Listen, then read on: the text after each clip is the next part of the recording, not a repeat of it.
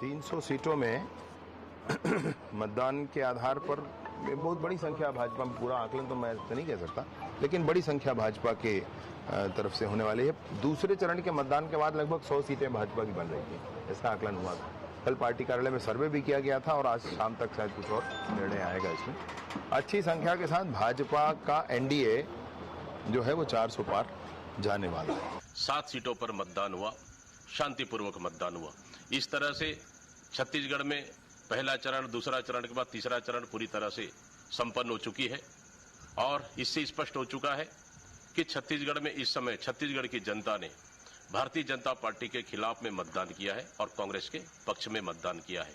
इस समय देश में नई सरकार बनेगी, कांग्रेस की सरकार बनेगी और भारतीय जनता पार्टी जुमले और झूठ की सरकार को छत्तीसगढ़ की जनता ने नकार दिया है। छत्तीसगढ़ की कुल 11 लोकसभा सीटों में इस समय कांग्रेस पार्टी भारतीय जनता पार्टी से ज्यादा सीटें जीतकर आ रही है और देश में कांग्रेस की सरकार बन रही है। नमस्कार, मैं हूं मोहन तिवारी। आज के मुद्दे में आपका स्वागत है और आज का मुद्दा हमारा आधारित है चुनाव होने के बाद लगाए जा रहे कयासों में, अटकलों में और आंकड़ों के विश्लेषण में। तो आज हम बात करेंगे छत्तीसगढ़ में हुए चुनाव के बाद जो वोटिंग ट्रेंड हमारे सामने आया है, जो मतदाताओं का एक तरीके से वोटिंग प्रतिशत सामने आया है, वो क्या कहते हैं, उसके जरिए हम जानने की कोशिश करेंगे कि परिणाम किधर इशारा कर रहे हैं। तो आज का हमारा विषय है आंकड़ों के इशारे को हम समझने की कोशिश करेंगे। तो क्या कहते हैं आंकड़े और उनके इशारे क्या हैं, आइए शुरू करते हैं बात। लेकिन उसके पहले मिल लेते हैं उन मेहमानों से जो इस चर्चा में हमारे साथ रहेंगे। हम बहुत स्वागत करेंगे। हमारे साथ मौजूद हैं राजनीतिक विश्लेषक के रूप में मुरारी मिश्रा जी, बहुत स्वागत है आपका।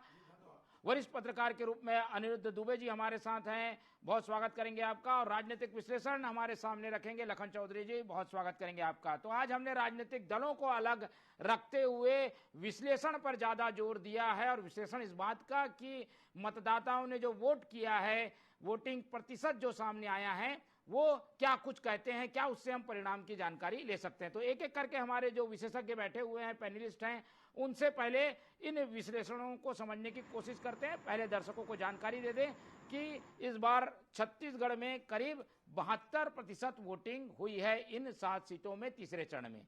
इसमें सबसे ज्यादा सरगुजा में वोटिंग हुई है और सबसे कम वोटिंग बिलासपुर में हुई है 64%। रायपुर में 66% से कुछ अधिक वोटिंग हुई है। तो मेन मुख्य जो शहर है रायपुर, दुर्ग और बिलासपुर, वहां पर वोटिंग कम, लेकिन जो ग्रामीण इलाके हैं वहां पर वोटिंग ज्यादा दिख रही है। क्या क्या क्या आकलन है हमारे विशेषज्ञों का। पहले अनिरुद्ध दुबे जी से शुरू करते हैं। उनके वो लगातार नजर बना के रखे हुए थे मतदाताओं पर, वोटिंग पर, उनका क्या आकलन है इन आंकड़ों पर। अनिरुद्ध जी। देखिए मोहन जी की ये दुर्भाग्य है, जहां शिक्षित और पढ़े लिखे लोग रहते हैं उनको जगाने की कोशिश शासन और प्रशासन की तरफ से होती है, फिर भी वो नहीं जाग पाते और शहरी क्षेत्रों में मतदान का प्रतिशत जैसा हमेशा कम होते आता था, इस बार भी होते आया। और रायपुर और बिलासपुर लोकसभा क्षेत्र की अगर कुल मिला के पूरी बात करें समग्र रूप से, लेकिन उसमें शहर की बात करें, रायपुर शहर और बिलासपुर शहर का जो है बहुत निराशाजनक रहा। लेकिन आदिवासी बहुल क्षेत्र, चाहे वो बस्तर हो चाहे सरगुजा हो, वहां पे जो है मतदान जो है हमेशा से अच्छा होते आया, एक जो रिकॉर्ड मतदान होते आया और एक जो मिसाल छोड़ते आया, वो इस बार भी देखने रहा मोहन जी। इसका उदाहरण है, आप सरगुजा को देख लीजिए, 78.78% जो हुआ है। अभी 5 जो है लोकसभा क्षेत्रों में तो हाईएस्ट हुआ। रायगढ़ का भी रिकॉर्ड बहुत अच्छा रहा मोहन जी, 78.43%। ये रायगढ़ का है। हम लोग की बात करें, ये बीच के भी चीजों को मैं छोड़ देता हूं, तो न्यूनतम जो है रायपुर और बिलासपुर रहा। बिलासपुर का 65.99 और बिलासपुर का 63.92। लेकिन क्या है कि पूरे प्रदेश में नजरें जो रहती है रायपुर लोकसभा क्षेत्र पे बहुत रहती है। तो हम इसकी बात करें तो ये देखिए आप कि जो रायपुर का जो शहरी इलाका, रायपुर उत्तर, जहां पे पढ़े पढ़े लिखे जो वहां पे पूरे आला अफसर रहते हैं, बड़े नेता रहते हैं, व्यापारी रहते हैं, वहां का जो है मतदान का प्रतिशत आता है 57, जो बहुत निराशाजनक है। और उससे भी कमतर आश्चर्यजनक है मोहन जी, 57 से और एक नीचे 56% ये है रायपुर पश्चिम का। जी जी जी। ये वो रायपुर पश्चिम है जहां से विकास उपाध्याय जो चुनाव लड़ रहे थे लोकसभा में, और एक नहीं 2 बार चुनाव लड़े।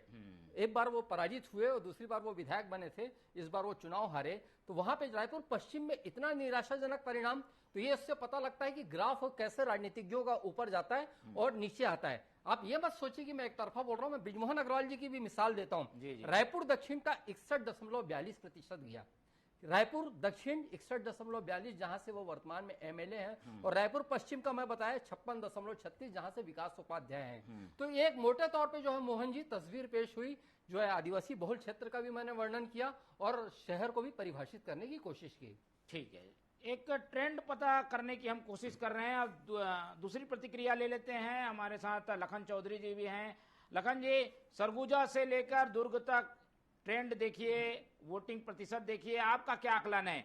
ज्यादा वोटिंग पिछले बार से तो हुई है, पर ये क्या किसी को फायदा पहुंचा सकता है, या ये सीधे तौर पर इनकम्बेंसी के भी वोट हो सकते हैं जो कि ज्यादा वोटों के रूप में हमें दिख रहे हैं?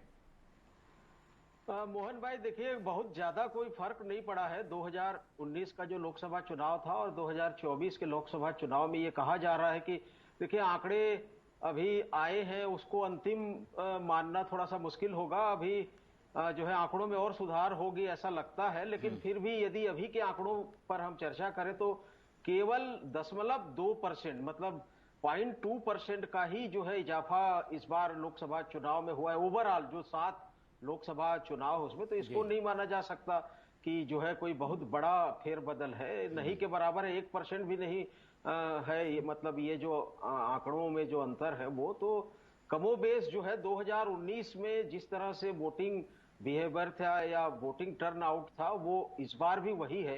तो इसके अनुमान या इसके ये मायने लगाना कि इस बार एंटी इनकम्बेंसी का क्या असर है या जो है ये कहना थोड़ा सा मुश्किल होगा और जल्दबाजी भी होगी। लेकिन मुझे लगता है कि खास करके शहरी क्षेत्र में, जैसे अनिरुद्ध सर बता रहे थे कि रायपुर में चाहे वो उत्तर हो, पश्चिम हो, चाहे दक्षिण हो, जिस तरह, या इसी तरह से बिलासपुर में भी, दुर्ग में भी, मतलब शहरी इलाकों में जिस तरह से वोटिंग बिहेवियर बदल रहा है उससे ये लगता है, और कई दर्जनों लोगों से रोज चर्चा भी होती है तो उसमें पता चलता है कि अब पढ़े लिखे जो लोग हैं उनका जो उत्साह है एक तरह से, या उनका लोकतंत्र के प्रति या वोट देने के प्रति जो जोश और जो है एक तरह से निष्ठा कह लीजिए, विश्वास कह लीजिए, वो उसमें थोड़ा सा गिरावट देखने को मिल रही है और उसकी कई वजहें हैं। देखिए इस समय जो राजनीतिक दलों की जिस तरह से गतिविधियां हैं, जिस तरह से हमारा जो है सियासी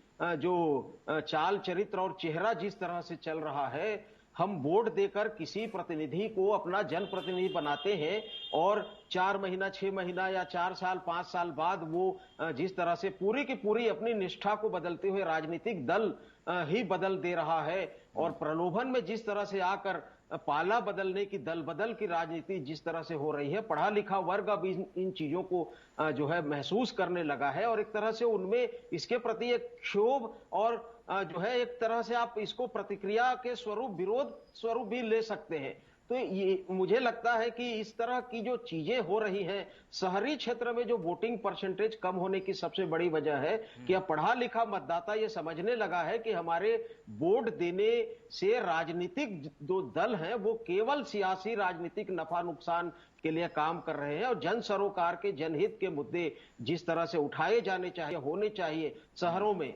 वो चीजें जो है एक तरह से अब हाशिए में जा रही हैं।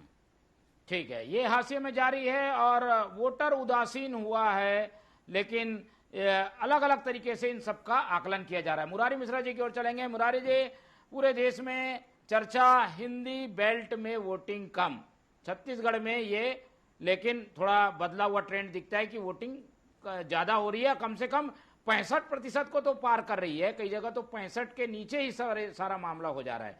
आपका क्या इसमें आकलन है? क्या ये किसी एक ओर जाते हुए दिख रहा है, या किसी को फायदा या किसी को नुकसान होता हुआ दिख रहा है इससे? देखिए मोहन जी, आपके प्रश्न को उत्तर देने के पहले आपके टीवी 24 के समस्त दर्शकों को देश का मेरा राम राम।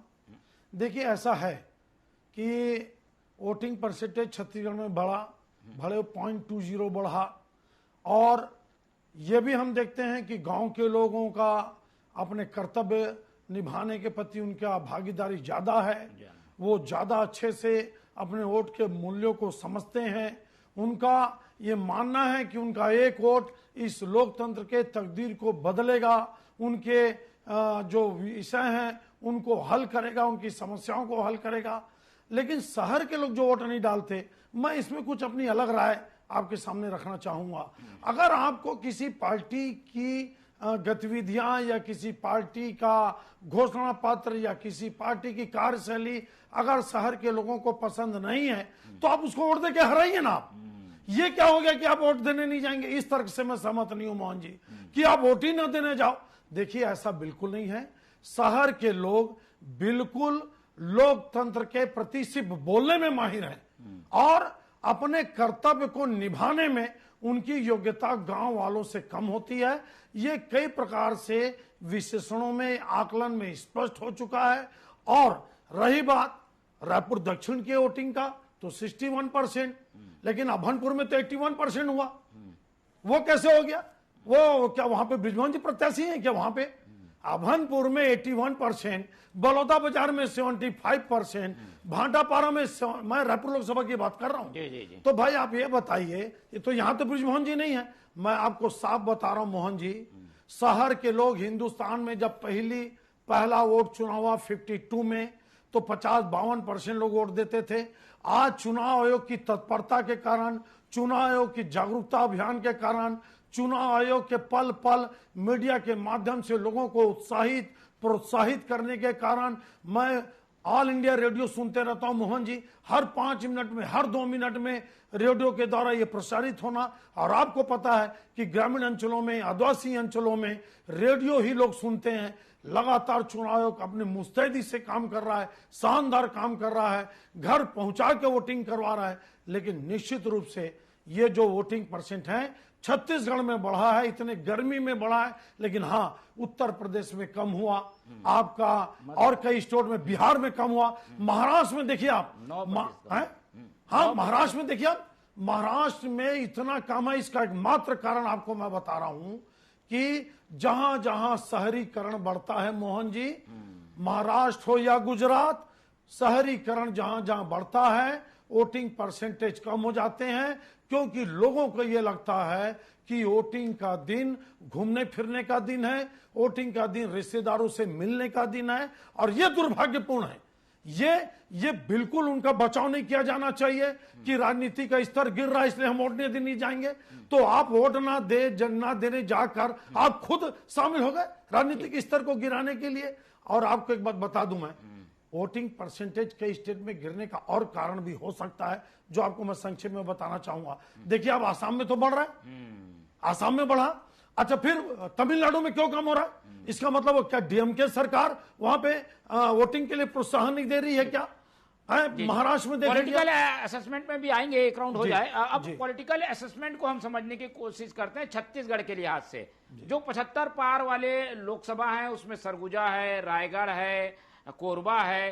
क्या यहाँ 75 पार वोटिंग हुई है? ये क्या पॉलिटिकल इशारा करता है? पहले दुबे जी से समझ लेते। दुबे जी, 75 पार वाले 3 सीट और 65 के आसपास बनी हुई 3 सीट रायपुर, दुर्ग और बिलासपुर, क्या लग रहा है? कुछ इशारा हो रहा है इससे? देखिए, आपने रायगढ़, सरगुजा और कोरबा की बात की।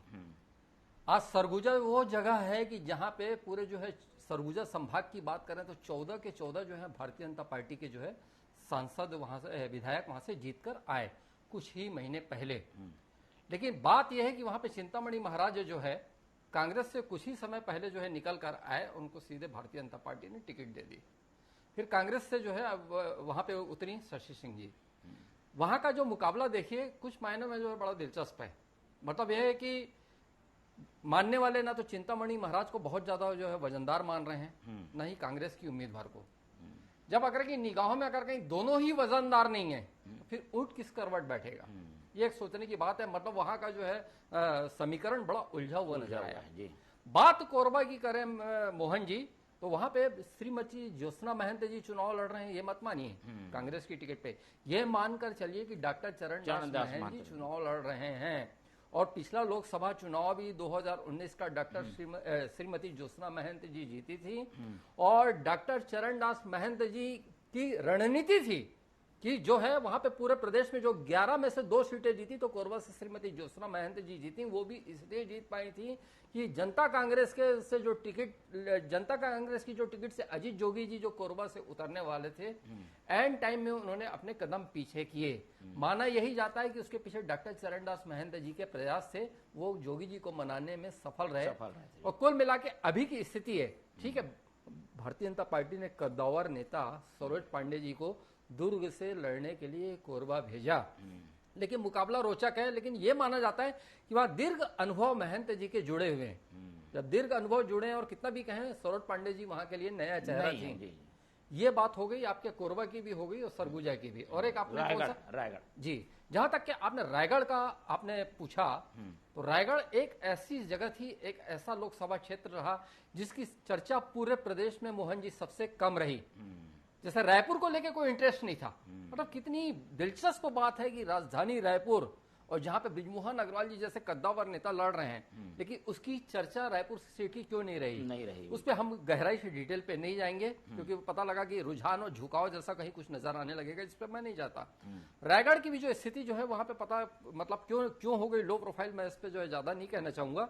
लेकिन रायगढ़ कुल मिलाकर रायपुर और रायगढ़ दोनों चर्चा में नहीं रही। लेकिन मोहन जी एक बात जो है मैं ये कहना चाहूंगा, क्योंकि अभी लखन चौधरी जी का भी मैंने सुना और भाई जी का मुरारी मिश्रा जी का भी सुना, मतलब कम मतदान पे जो है चिंता जो है आई, और इसके पहले मैं भी जताया था। मैं एक रायपुर की चर्चा फिर करना चाहूंगा, क्योंकि उसको रायपुर तक ही सीमित मत रखें, दूसरे एंगल से समझें। पिछले चुनाव की तुलना में अभी इस चुनाव का जो है सिर्फ 1% बढ़ा, ये बहुत दुखद है, बहुत दुर्भाग्यपूर्ण है। मेरा इसलिए कहना है कि रायपुर कलेक्टर डॉक्टर गौरव सिंह सतत प्रयासरत रहे। मतलब पीले चावल ले लेके कहां कहां नहीं गए, पता लगा वरिष्ठ जनों के पास गए, कलाकारों के पास गए, तो मीडिया समूह के बड़े लोगों के पास गए, तो फिर व्यापारी जगत के बड़े। मतलब मैं ये देख रहा था कि अखबारों में अगर कहीं मुख्यमंत्री के बाद सबसे ज्यादा किसी की फोटो और खबर अगर प्रकाशित हो रही थी तो कलेक्टर डॉक्टर गौरव सिंह। क्यों उनका प्रयास रंग नहीं ला पाया, ये भी एक समीक्षा का विषय हो सकता है। और आप ये देखिए कि यही रायपुर लोकसभा क्षेत्र में, मतलब इस रायपुर से लगे हुए, मैं बात करूं यहाँ पे जो है आरंग की, मैं बात करूं अभनपुर की और धरसीवा, ये तीनों जगह क्षेत्र है। तो आरंग में सबसे ज्यादा 78% वोटिंग हो जाती है, अभनपुर में 78% हो जाती है, आरंग में 71% हो जाती है, धरसीवा में 74% हो जाती है, जो बिल्कुल लगे हुए बॉर्डर में। लेकिन शहर की जो हम 3-4 सीटों की बात करें तो वहां बहुत कम होता है। तो कुल मिला के इतने प्रयास करने के बाद भी जो है सिर्फ मतलब जो निराशाजनक रहा, यहाँ पे जो वोटिंग की स्थिति निराशाजनक रही, तो इस पे जो है दीर्घ समीक्षा की जरूरत है मोहन जी। ठीक है, समीक्षा की जरूरत है। लखन जी, आप इसमें कुछ ट्रेंड देखते हैं, कुछ जोड़ना भी चाहेंगे क्या कि सरगुजा, रायगढ़ और कोरबा में तो 75 को पार कर गया है आंकड़ा, 78 के आसपास बना हुआ है दोनों तीनों जगह। रायपुर, बिलासपुर, दुर्ग में 65-60 के बीच का आंकड़ा बना हुआ है। क्या कुछ इशारे हो रहे हैं, क्या पॉलिटिकल रूप से किसी को माइलेज मिलता दिख रहा है क्या इससे?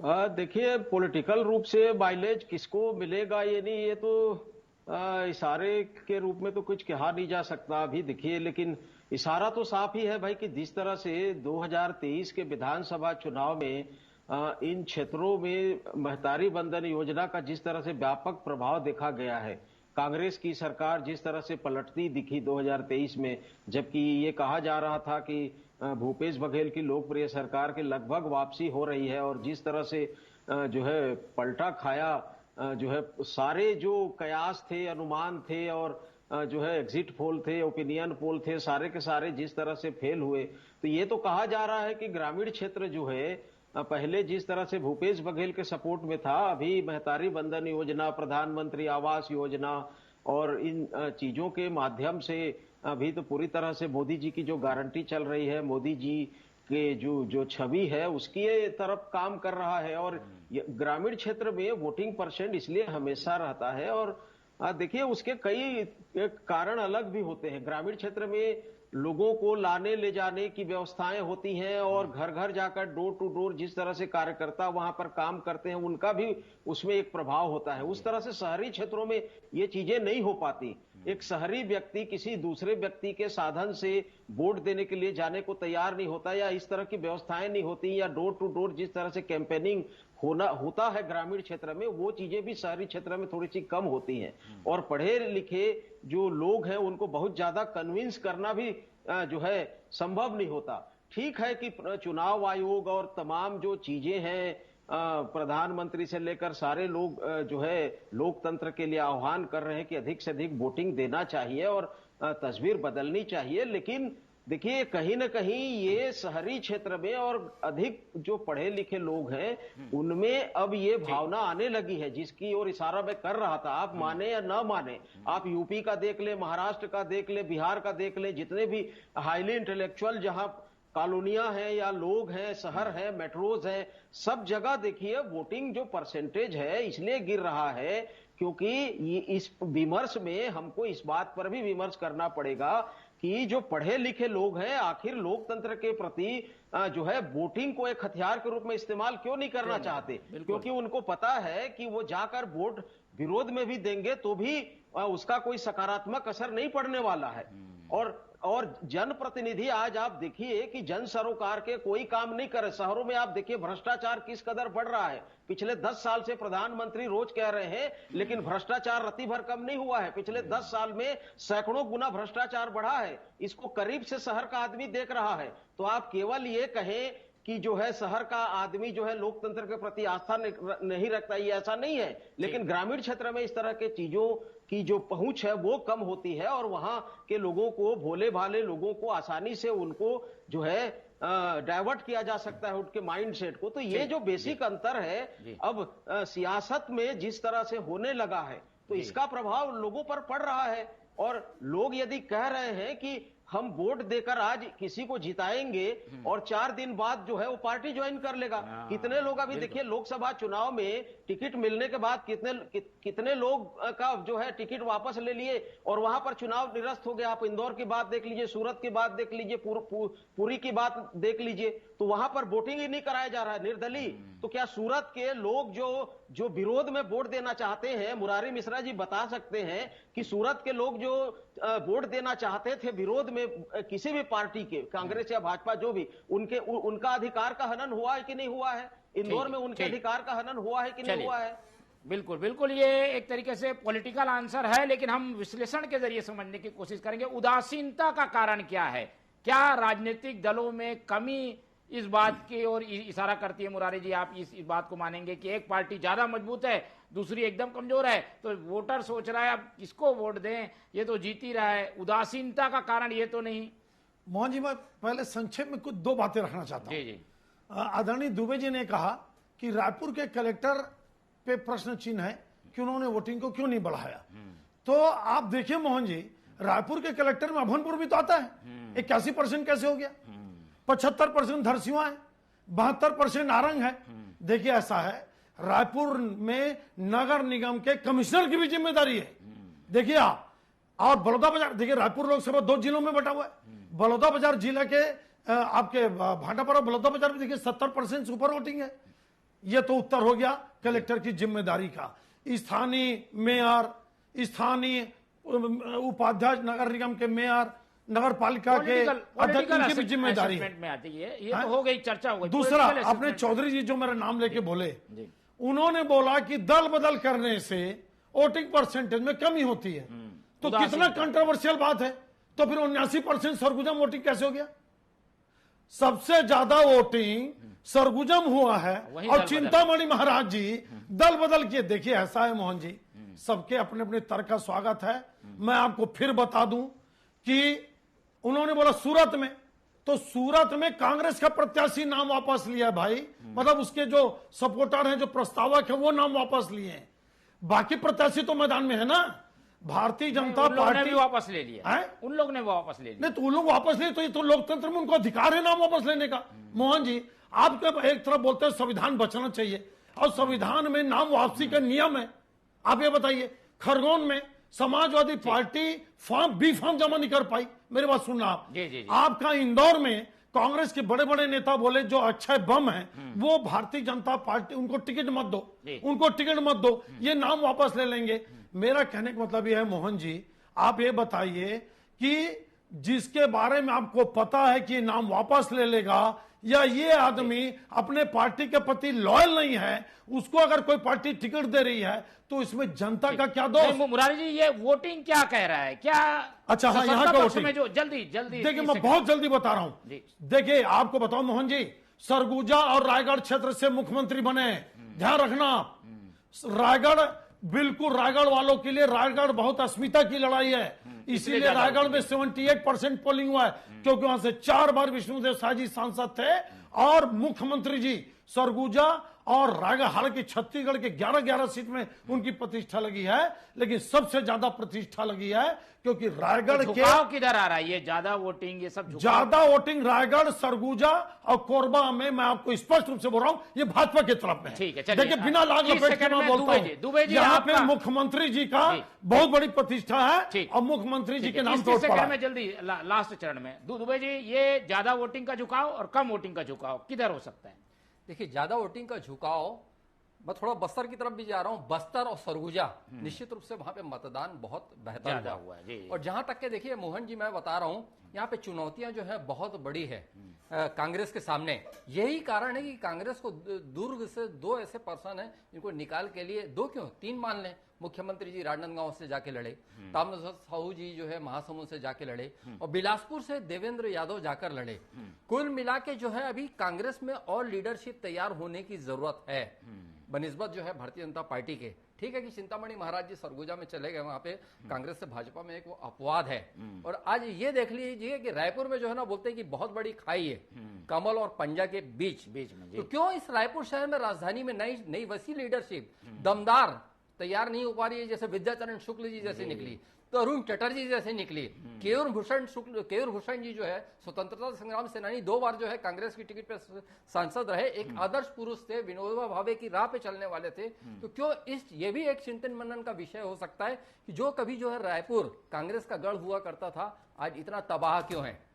ठीक है, चलिए लखन जी, आपका क्या असेसमेंट है? ज्यादा वोटिंग का झुकाव किधर और कम वोटिंग का झुकाव किधर? लखन जी, चलिए लखन जी से संपर्क हो रहा है? ठीक है। उसमें ये कि जो उदासीन मतदाता है उसके मन में कहीं ना कहीं इस बात को लेकर भी टीस है कि वैसी लड़ाई नहीं दिख रही है जिसमें जनता भागीदार हो सके, इसलिए कम वोटिंग हो रही है। और कई जगह वोटिंग जो है गर्व का विषय है, इसलिए भी। जी जी, जल्दी। देखिए, रायपुर के बारे में आदरणीय दुबे भैया बोले, मैं बोलता हूं रायपुर के ही प्रत्याशी बृजमोहन अग्रवाल जी जो 8 बार के एमएलए हैं, वो उनके लड़ने से रायपुर में वोटिंग परसेंटेज क्यों नहीं बढ़ा? आप मेरे को ये बता दीजिए। आप ठीक है, चलिए भाई, उनके लड़ने से अगर उनके नाम का उत्साह होता, बड़े कद्दावर नेता है वो, तो उनके नाम का अगर उत्साह होता, यहां पे भी रायपुर लोकसभा में भी मोहन जी, हम तो पूरा देखें, चुनाव के दिन, वोटिंग के दिन देखे हैं, मोदी और हिंदुत्व का लहर और मोदी के नाम पर वोट पड़ा, लेकिन बृजमोहन जी के नाम का लहर हमको रायपुर शहर में और रायपुर ग्रामीण लोकसभा के ग्रामीण विधानसभा क्षेत्रों में देखने को नहीं मिला। बिल्कुल, तो इसके लिए इंतजार करना होगा, किसकी बात सही है इसके ये परिणाम बताएंगे। लेकिन हमने जानने समझने की कोशिश की, नब्ज को टटोलने की कोशिश की कि जो वोटिंग ट्रेंड है वो क्या कुछ बताते हैं। लेकिन एक बात सबको निराश करती है कि शहरी वोटर बाहर नहीं निकला, वो अपनी सुविधाओं में डूबा रहा, उसे गर्मी की चिंता रही, उसे लाइन में समय व्यस्त करने में जो है वो डर लगने लगा, और इसीलिए वोटिंग कम हुई है। बाकी जगह जहां वोटिंग है, हम सभी मतदाताओं से अपील करते हैं कि जमकर वोटिंग करें। छत्तीसगढ़ में चुनाव जरूर हो गए हैं,